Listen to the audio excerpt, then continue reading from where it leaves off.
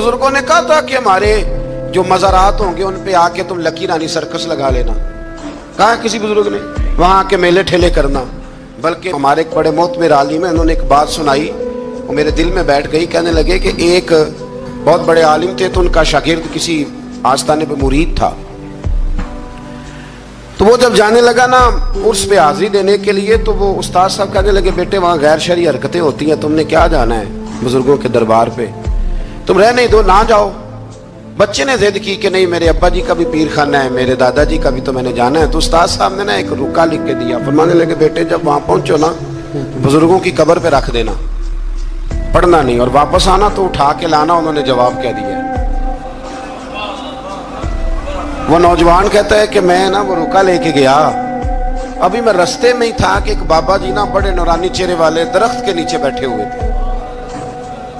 तो मैं तो अपनी मस्ती में गुजर रहा था, तो बुजुर्गों ने मेरा नाम लेके मुझे बुलाया, और मैंने जब उनकी तरफ तवज्जो की तो मेरा नाम ही नहीं, मेरे अब्बा जी का नाम भी बता दिया उन्होंने। कहते मुझे कहने लगे, इधर आ बेटे, पुत्र इधर आ। मैं करीब गया तो कहने लगे, वो रुका ला जो तेरे उस्ताद ने दिया है।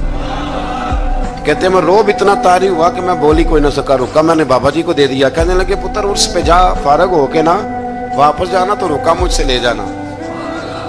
कहते मेरे पे और रोब तारी हुआ, उर्स क्या देखना था, मैं तो परेशानी में ही रहा। वापस आया तो बाबा जी थे, मैंने वो रुका लिया, तो जाके मैंने रुका उस्ताद जी को दिया। जब मेरे मुफ्ती साहब ने वो रुका पढ़ा तो उन पर इतना सहर तारी हुआ कि बेहोश ही हो गए। कुछ देर के बाद होश आया। नॉर्मल लाइफ में जब वो आए, आम रूटीन की ज़िंदगी में, तो मैंने उनसे कहा कि हज़रत साहब मैं बड़ा दयानतदार शागिर्द हूँ, मैंने जाती दफ़ा भी नहीं पढ़ा कि आपने क्या लिखा है, और जो जवाब आया वो भी नहीं पढ़ा, लेकिन आपका बेहोश होना, बुजुर्गों का मिलना मेरी समझ में नहीं आता, कुछ समझा दे। तो कहते हैं कि वो उस्ताद मुझसे कहने लगे कि बेटा वो जो बुजुर्ग तुझे मिले थे ना, वो दरअसल वही थे जिनके तूर्स पे गया था।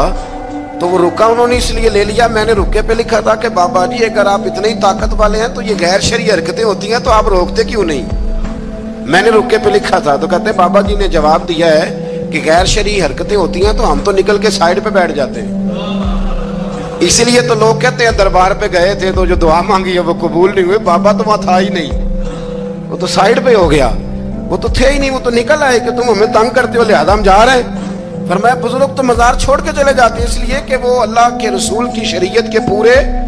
और कहते हैं आप बेहोश क्यों हुए, तो कहने लगे बेहोश इसलिए हुआ था कि बाबा जी कहने लगे मौलाना हम पे एतराज ना करो, जब तक हम जमीन के ऊपर थे मना करने की ड्यूटी हमारी थी, अब हमारी ड्यूटी नहीं, अब तुम्हारी ड्यूटी है, तुम अपना काम पूरा करो।